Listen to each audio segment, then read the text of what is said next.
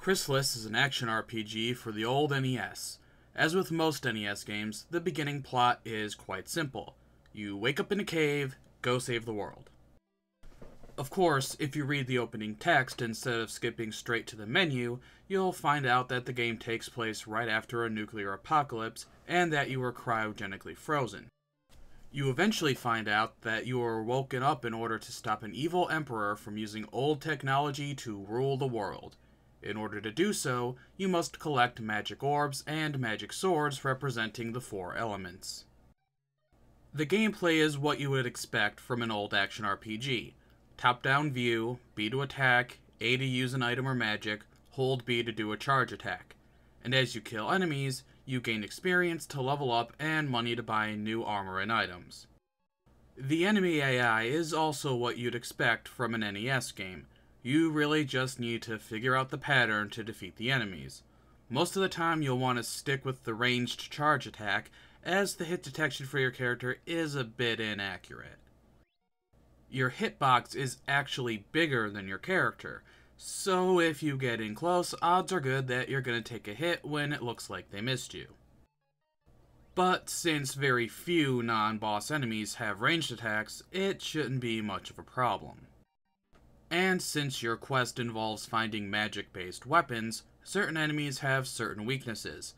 Finding out what they are is as easy as switching weapons until you find one that actually hurts them.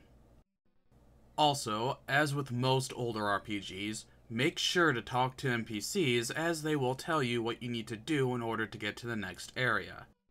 The music was quite good for the time, although like most NES games, they're pretty short loops, so they can get a bit repetitive.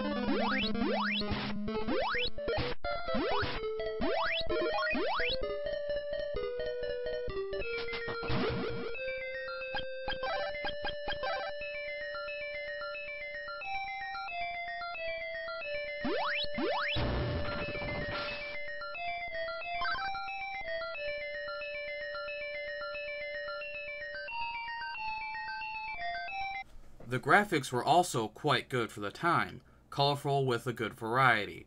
And while the dungeons look different from each other, a lot of corridors look the same, so making your own map helps. The only thing I dislike is the animation for walking down. It's always bugged me how his feet quadruple in size. And while the story may start out pretty simple, you're introduced to quite a few characters and plot points along the way. It was definitely one of the more interesting games of the time in terms of storytelling. So overall, it's a great game that, while overlooked when it came out, it became something of a cult classic. So much so that Nintendo decided to remake it for the Game Boy Color. And that version is actually quite terrible, so do yourself a favor and get the NES version. Thank you for watching, and see you next week for the last game in Old School RPG Month.